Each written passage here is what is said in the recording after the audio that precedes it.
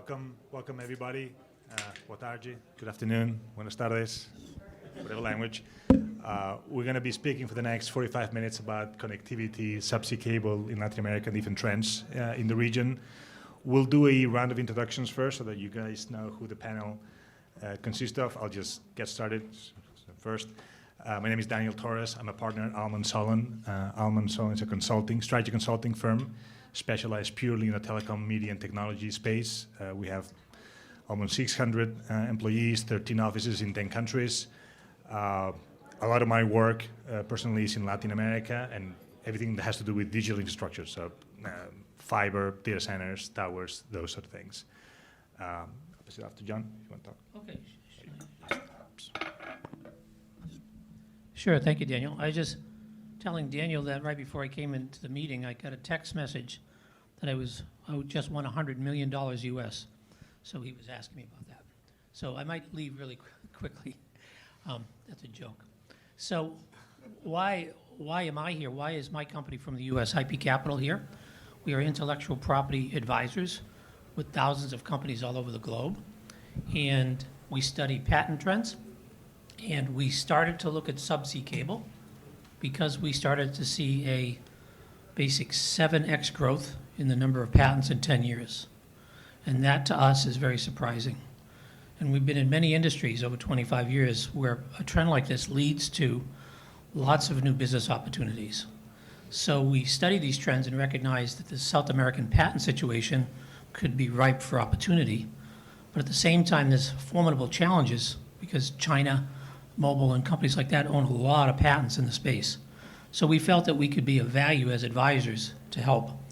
Now, I'll very quickly cover the 3 or 4 topics that Daniel asked us to sort of think about, because these topics we have as studies and papers we wrote just for this conference. So we'll make them available to anybody who wants them. Just give us your business card, and you can link right away to it. One would be this patent study that we created.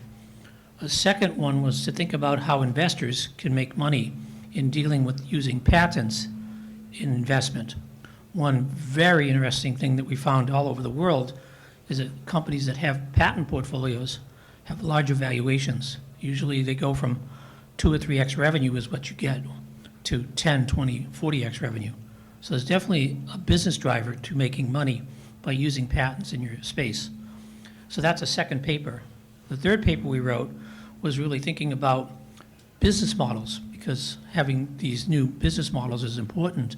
And we found everything from like managing quality of service and how you might manage that, or with security issues, in stream, that could be a business model invention.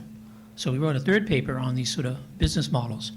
And then finally, we looked at the very complex nature of all these countries trying to get data moved all around and how that leads to very interesting intellectual property issues. A little known fact is that patents are government rights that allow the owners to stop others from using or selling their invention.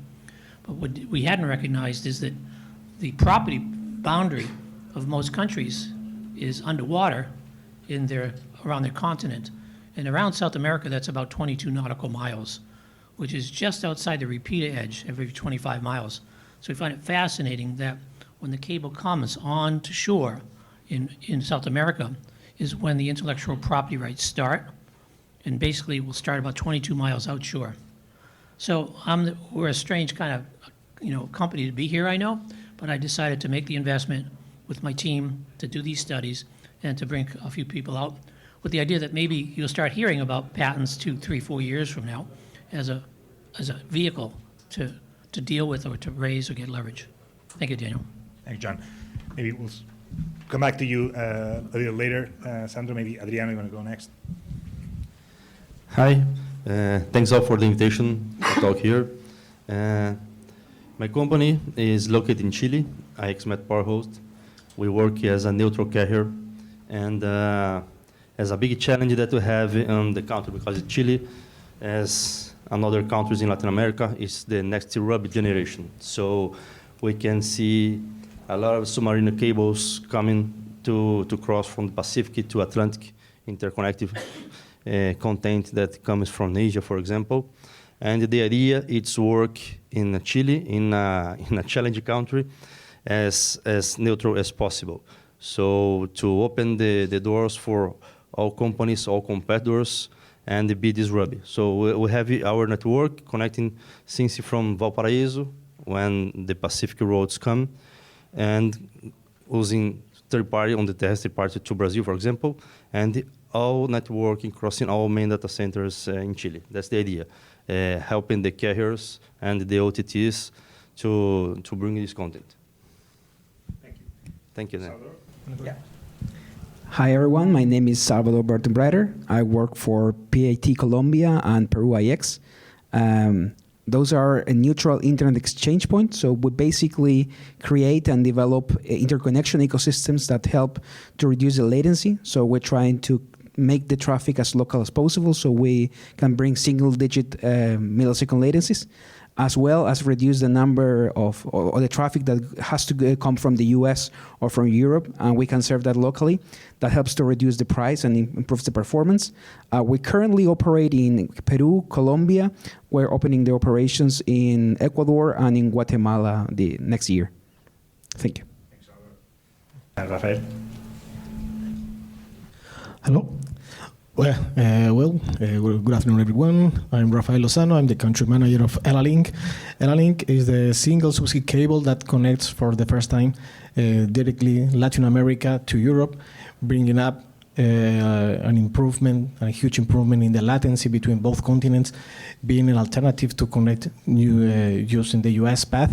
So we are reducing the latency between Fortaleza up to Lisbon in less than 60 milliseconds. So for you to have an idea, this kind of path between other routes using connecting Fortaleza to North America is around 150, 160 milliseconds. So we have bringing to the Latin American market a huge improvement in all the IP services that our customers deliver. We only work with carrier people. We would love to sell wholesale. 10 gig, 100 gig, Spectrum, etc. These kind of services. We have our NOC in Portugal, and we, as you may know, when you reduce the latency, you also improve, as Salvador said, you improve the IP services. You can put more traffic in the same capacity, and so we are improving all the IP services in the region, trying to bring in the content of the European providers to Latin America in a better way. Thank you, Rafael. And last but not least, Sandro, you want to go next? Good afternoon to all. Thank you very much. Buenas tardes. Boa tarde. Eu vou utilizar a inteligência artificial facilita o processo. Prosper Capital é uma empresa de assessoria e consultoria em fusões e aquisições e também em otimização tributária. Ok. A Prosper Capital é uma empresa de fusões e aquisições e consultoria na área de otimização tributária. Dentro deste painel, trabalhamos principalmente com uma análise de mercado, tentando trazer e facilitar isso para o entendimento de todos. Entramos também em finanças corporativas e estratégia. Temos mais de 400 projetos, 200 empresas atendidas e 4,7 bilhões de reais economizados, transacionados ou captados para os nossos clientes. Atendemos 22 estados do Brasil e o Distrito Federal. Olhando para ciclo de mercado, next, please. Telecom em Brasil e América Latina. Estamos falando que o Brasil representa 30% da América Latina hoje, depois seguido de México, Argentina, Peru, Colômbia e os demais países, a parte amarela do gráfico. Existem ainda 270 bilhões de reais que serão faturados em 2023 e com uma projeção de crescimento de 4% ao ano nos próximos 5 anos, pelo menos. A barra esquerda pode ver o crescimento da participação dos ISPs, pequenos ISPs, superando assim as grandes operadoras na barra da direita, na linha da esquerda. E à direita é a densidade de acessos utilizados para cada 100 habitantes. Ou seja, existem regiões do Brasil que a densidade é menos de 10, e existem regiões do Brasil que a densidade é mais de 25. Next, please. Entendemos que esse ciclo tem uma maturidade, como outros mercados de intenso investimento em capital, ele tem um ciclo de consolidação. E este mercado está passando por esse processo. Aqui é um resumo de todas as transações públicas onde foram realizadas entre o valor, valor das empresas, pelo volume de usuários. Então, a gente vê uma tendência entre R$ 2.000 e R$ 3.500 por usuário. Este aqui é um case de um cliente prático no qual a gente iniciou um projeto com ele no segundo trimestre de 2020, com EBITDA de 18%, e ao longo de 3 semestres, a gente conseguiu entregar um EBITDA de 52% neste cliente. Em 4 trimestres, a gente triplicou o EBITDA. Exemplos de mercados e margens regionais. E aqui a gente tem uma participação de resultados. Quanto destas empresas de capital aberto geram de resultado, tanto de margem EBITDA, em torno de 40% a 50%, e de margem líquida, que vai desde menos 25% até mais 14%.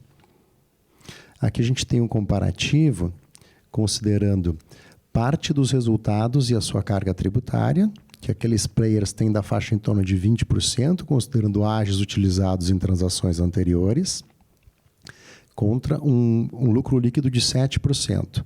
E os cases de clientes nossos têm uma margem líquida de 27%, 25% e uma carga tributária próximo de 13%. Tem uma economia bastante grande entre as duas. Este é o valor de mercado das empresas de capital aberto, que no início do seu IPO, da sua oferta pública, transacionavam seus valores de valuation entre 50% e 60%. E nos últimos 2 anos, houve uma diminuição desse valor de mercado, e essas empresas hoje são adquiridas por em torno de 20 vezes a sua receita mensal no mercado. Entendemos que o Brasil tem mais de 8.000 provedores e alguns deles ainda não estão mapeados. Segundo a própria Anatel, existem mais operações que não têm a sua informação disponível. Temos um desafio, que é um projeto de trazer para os interessados uma alternativa de adquirir 1.200.000 usuários espalhados em todo o Brasil, com uma capacidade de transacionar serviços e produtos para toda essa base de cliente. Então, esse é um desafio. Entendemos que eles estarão prontos para o primeiro e segundo trimestre de 2024. Maximizar o seu valor é o nosso compromisso. Esse é o caminho que a gente entende que é conjunto. Obrigado. All right. Thank you, everybody, for the introductions. What I think we're going to do for the next, 30 minutes, roughly, is go through a number of questions that I have prepared, and we could discuss with the panel, but also open it up to you towards the end of the session. So if you have any questions, please save them for a little bit, and I'll make time. I'll make sure to make time to ask those questions as well. Maybe just to kick it off, something a little bit more general in terms of what you see in terms of trends in the market that are going to drive bandwidth demand, whether it's subsea, terrestrial cable. What are the main things in the next 3-5 years? It could be 5G deployments. It could be the increase of data center deployments, hyperscalers, whatever you see in the market. What do you think is the main trend that's going to drive bandwidth requirements going forward? And opening up to anybody who wants to go first. So you, Salvador, eager to take this one. Thank you. Well, that's a very important question. I think it's not just the bandwidth, but also the latency. Right. Because right now, or in the past, was like you need basically the bandwidth to move from one place to another, and you have a major hub, and from that major hub you move to all over the world. right now is more direct routes. So you want the lowest latency as possible. So for example, in submarine cables, usually all go to Brazil or US, but right now it's important to create more branches so you can serve all the markets and also other secondary cities within the country. So for example, I will tell about my experience in Peru.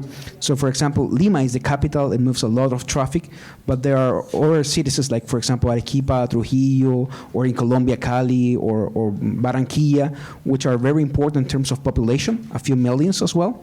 And in those regions, there is a lack of investment in terrestrial fiber as well as submarine fiber. I think the OTTs want lower latency, the lowest latency as possible. I think more cables will be created for that reason, not just because of the bandwidth, but also to reduce the latency. Okay. Anybody else? O entendimento que a gente tem a respeito desta pergunta é que, em termos de economia, o recurso do investimento ele vai daquelas menores margens para maiores margens. Então, o que vai direcionar esse recurso é não a demanda, que ela continua sendo atendida, mas sim o direcionamento do investimento vai para onde se tem maior taxa de retorno. Então, em termos de economia, é sempre assim que funciona. Acreditamos que a tecnologia está proporcionando uma melhor utilização dos recursos existentes, cada vez mais, de uma maneira mais, de certa forma, simplificada e mais barata, e, ao mesmo tempo, tu tem uma capacidade de prover melhores serviços para o usuário final.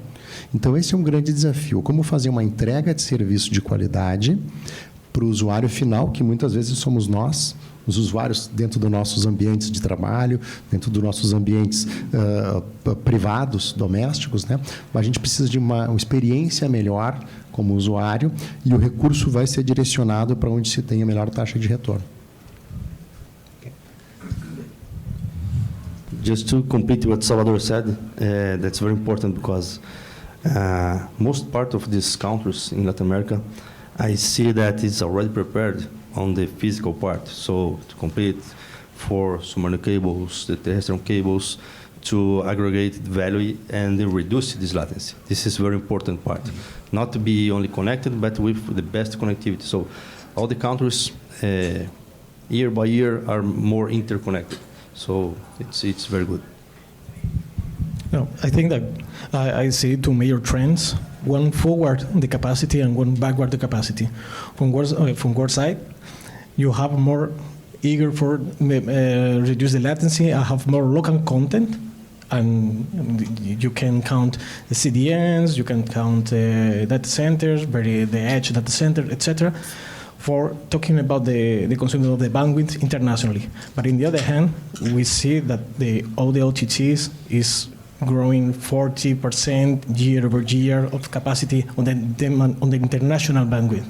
So new services as 5G, as you said, new services as the metaverse that we are struggling to put in the place, but it will happen. I think we truly believe that in the future we will have our avatars, we will be having this kind of interaction in real time, everyone in our houses with our lands or whatever.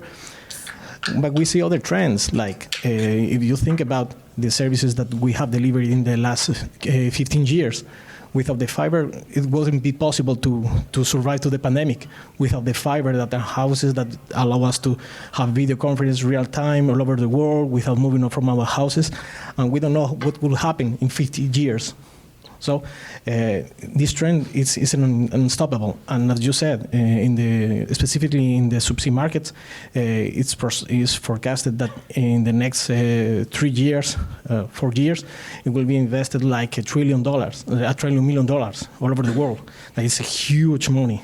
And you can see that the old OTTs are investing in the subsea cables, but on the other hand, there is a lot of private companies, as Elalink, as a lot of companies here, that are investing in new cables, new branches, because the latency is the new currency. I mean, without latency, we will not be able to have autonomous cars.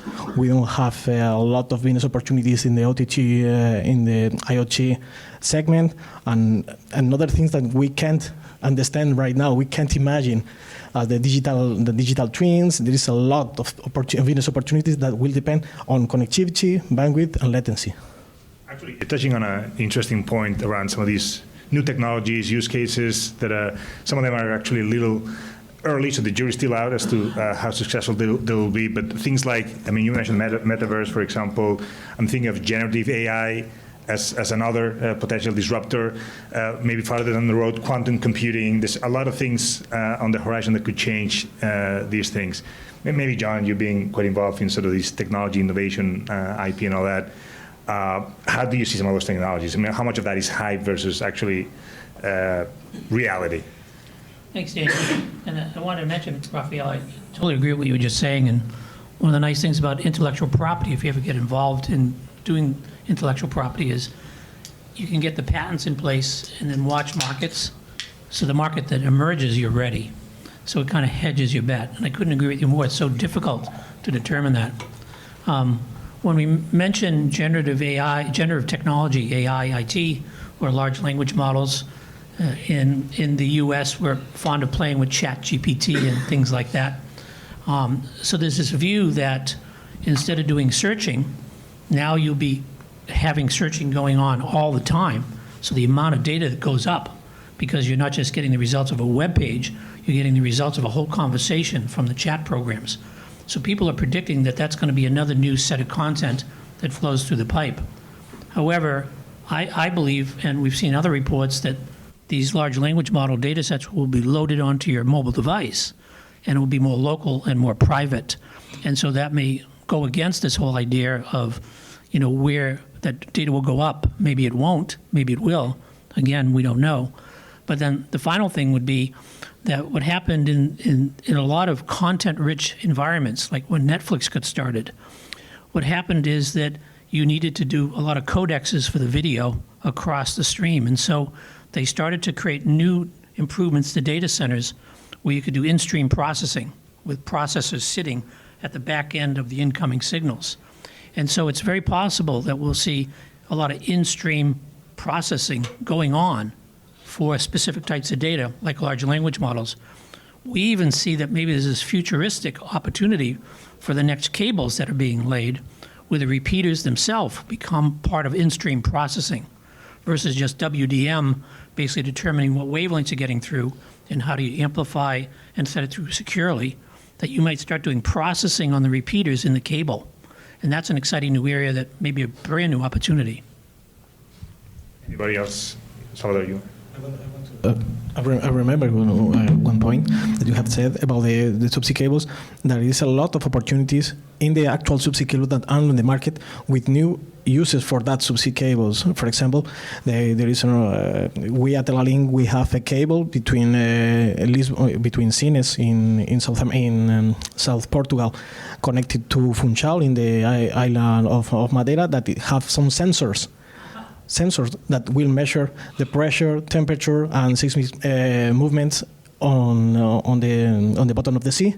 But Google is working in another technology that will put some equipment at the ends of the actual subsea cables that haven't any sensors, that are able to manage to feel the trends and the tremors on the bottom of the sea.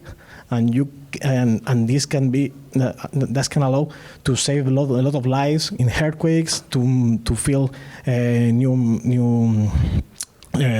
movements and changes on the bottom of the sea.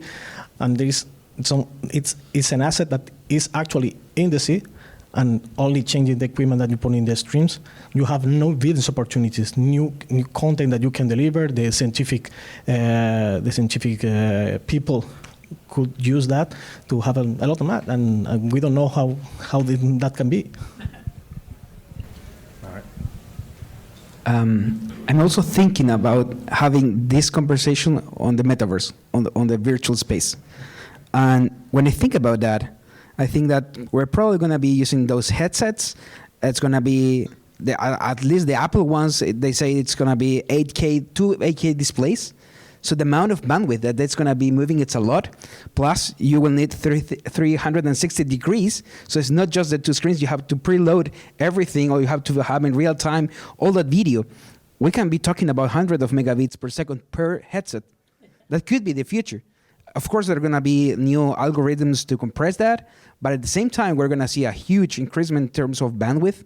And if we want to be ready for this new future, we need to invest in the cables, because of course you can have certain conversations locally, and that's our approach, to make it as local as possible. But the world is interconnected, and you need to move that amount of traffic. And I think new cables are required for that.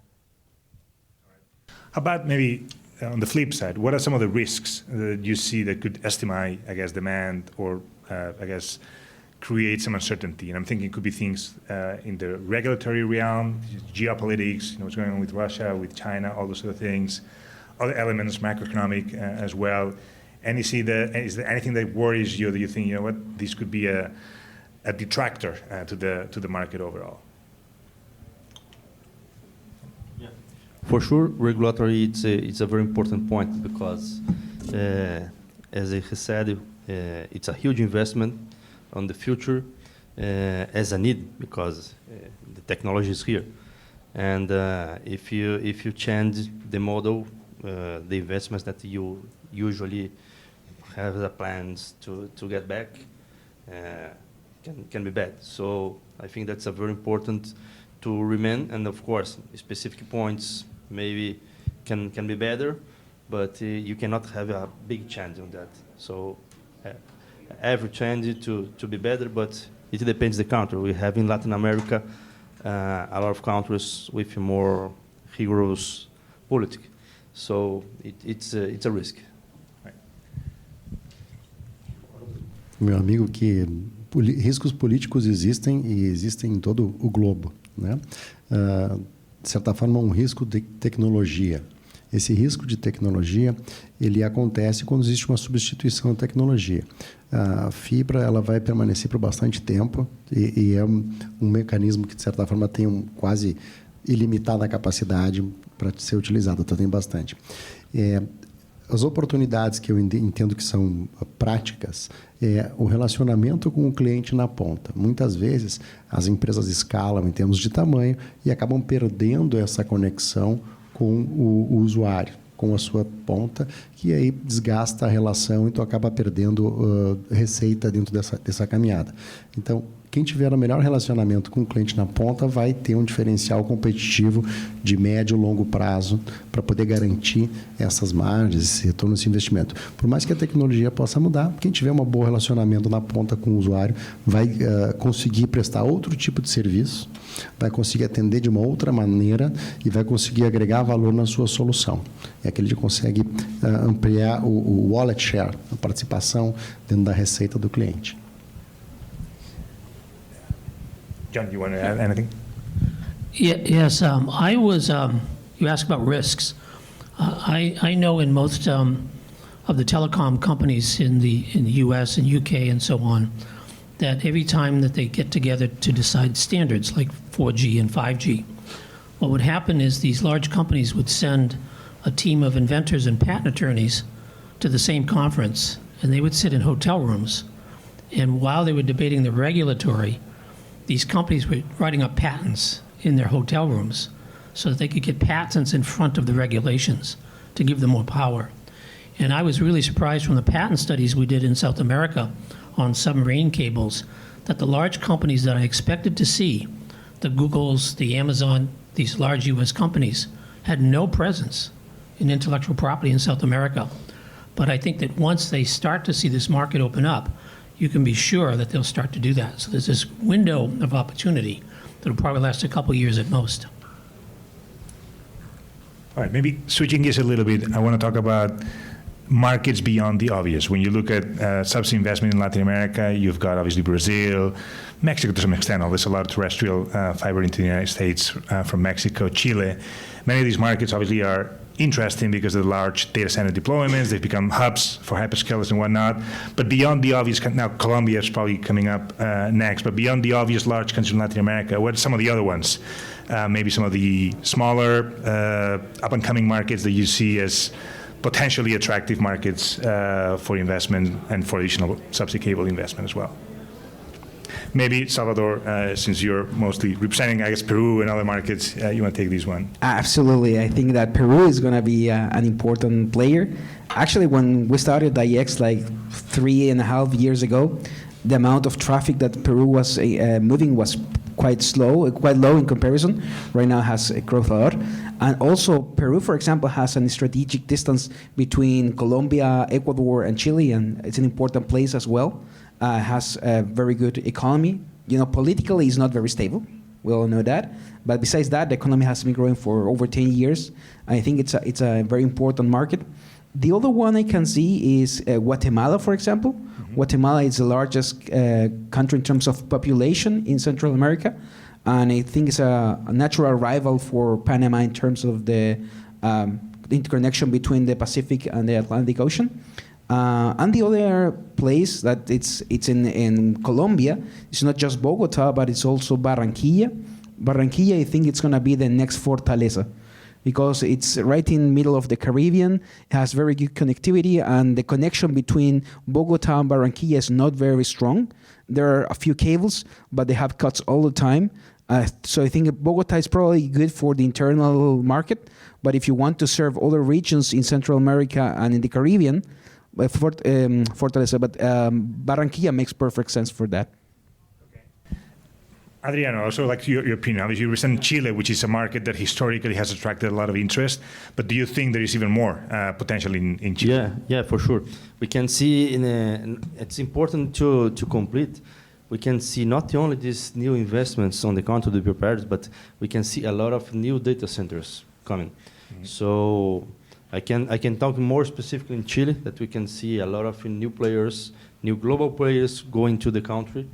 And to receive all this connectivity, all this content, and offering the infrastructure. So it's very important. So Chile looks like that's it's the rest of the world. So it's it's far from any other countries, but it's a link. So all the infrastructure is prepared. So you can see new market, new data center growing all the time. Sometimes it's incredible. So wow, how many data centers you can see on the country, and you start to compare. Okay, but we have more content, more capacity, and more cables and more infrastructure. So it's aligned with the growth. That's the idea. What I can see.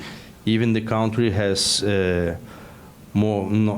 some specifically stable political terms, but of course some change happens all the time, and even we can see investors all the time going and believe in the country. Okay.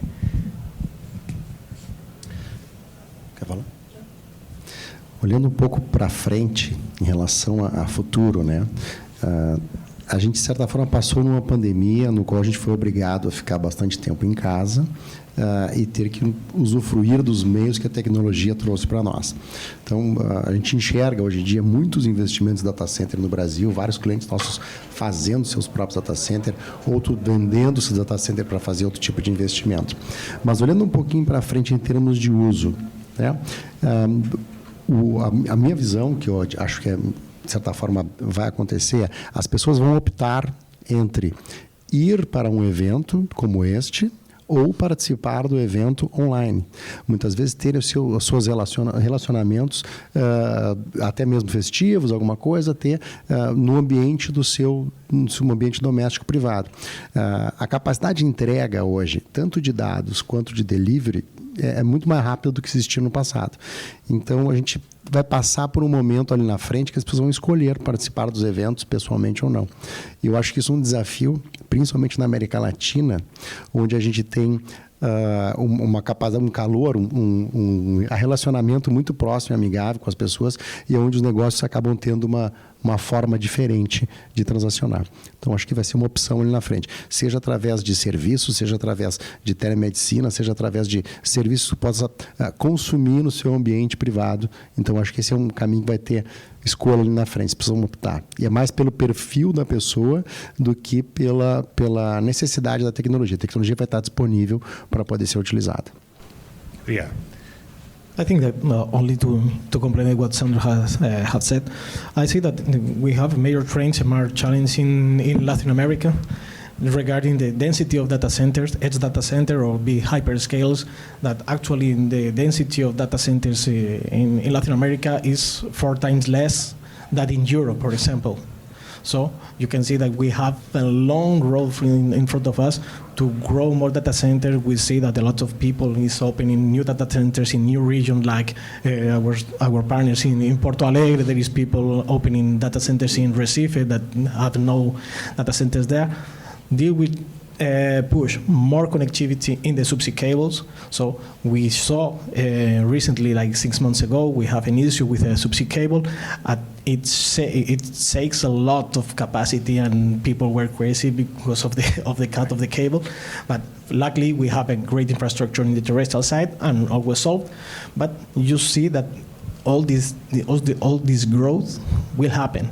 And complementing what Sandro was saying, we saw the trend that on the end of the chain, the communication is a commodity. Actually, now it's a commodity, and a lot of the ISPs will need to complement their connectivity services with other services for it to reduce the churn and to catch the customer and offer more and more services over the connectivity, like security, IP cameras, IoT, home connected, this kind of stuff.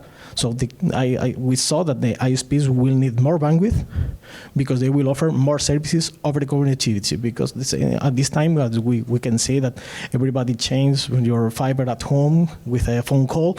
You do not have to worry about the quality because the bandwidth will be available, the prices are okay. But in order to compete and complement this kind of stuff, we need to put more services, more added value to the connectivity. Okay, thank you, Rafael. We have a few more minutes, but I want to make sure that I at least give the opportunity to somebody who may have a question. Anybody in the audience would like to ask anything? A little shy today? Nobody? I have a question. Sure. Just in general, when we're talking about threats to undersea cables, just as an industry, what about like with the advent of satellite technology and the difficulty in maybe launching some sort of cyber attack against a satellite, while you could just, rip apart or tear apart a undersea cable? There was an article some time ago talking about the biggest threat to undersea cables were sharks, earthquakes, and geopolitical tensions. And if one country wanted to cut another country off, they would just cut the undersea cables. And in some very remote areas, like the Seychelles Islands, for example, this is an area that would be more conducive to satellite-type technology, Starlink, if you will, than the cost and the expense of undersea cables, and that. Could somebody speak to that issue, please? Right. Maybe, Rafael, you want to take it, since obviously being a subsea provider may have an opinion on that. No, from one side, I think that the satellites are great technology, but it's have a completely different usage and capacity from the subsea cables. I completely agree with you that these threats are in the media. So there is a lot of people working on that, and actually we have at subsea cable owners, we have our tools to defend, to see trends before it happens. I mean, okay, absolutely you can predict a earthquake, but sharks don't eat cables. it's a myth.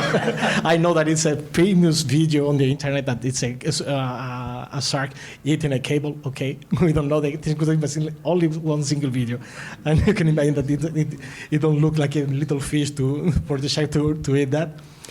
But on the other side, we have some specific software that monitors the route using satellites. So we managed to see if some ship slow down near our cable, it shoots an alarm, and we contact the people of the coast, and we said like, there is a boat near our subsea cable, and it's suspecting that they could be with bad intentions because he is slowing down. Please go and check it. And probably it's a fisher, or probably most of the times it didn't happen, but we monitor it 24/7 because of absolutely it's a trend. But in the other side, there is a lot of conversation in Europe, Latin America, and North America, because in more or less like a year ago was an issue in the Norwegian Sea regarding one cable and one pipe. And so it rings the alarms about the political trends, the tension between the US and China and Russia. So there is a lot of people thinking about that and how do we manage, because we can protect the ACC, the economic zone of our countries, but the problem, the main trouble is the international water where you don't have any issue. So probably it will be an international committee that we deliver how is the best way to protect that kind of infrastructure. But the main point is that we have a lot of subsea cables, there is a lot of subsea cables, so to cut every cable to isolate one country is very, very difficult.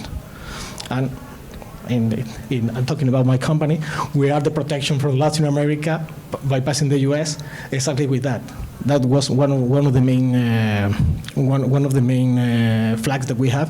Like if something happened in North America, you have an alternative, as we have with Angola cables, we have with other cables to Africa, but we are the alternative, the diversity to connect Europe and Latin America. That is a lot of business, a lot of communication, a lot of relationship with both continents. And now, before us, it was 100% dependent on North America. Now you have an alternative because of that threat. Eu tenho um passado de certa forma, trabalhar com telecom há mais de 10 anos, né? Então, tem algumas coisas que vão coexistir, tanto os cabos quanto a tecnologia satélite. Tem algumas aplicações que, muitas vezes, o satélite não vai conseguir entregar aquele nível de qualidade, de latência e jitter que se proporciona dentro de um nível, de um equipamento físico. Então, tu vai ter uma coexistência dentre várias alternativas aí no mercado. Muitas vezes, a gente utiliza a tecnologia móvel e ainda conecta o Wi-Fi dentro de um ambiente, porque tem algum grau de qualidade ou velocidade, ou eventualmente está numa área de sombra da tecnologia móvel. Então, ela vai coexistir em termos de... vai ter espaço para todos. Esse é o fato, né? Agora, quem tiver melhor relação de resultado para aquelas capacidades, para aquela entrega de serviço, é que vai permanecer de uma maneira mais longa. Thank you, everybody. Thank you for the question. I think we're out of time. We could go on, I think, much longer. We have many more topics to discuss, but we ran out of time. I think all our contact information should be on the website. If you want to get in touch with any of us, it should be there. I just want to thank my fellow panelists for the time and you for being here, and have a great rest of the afternoon. Thank you. Thank you, guys.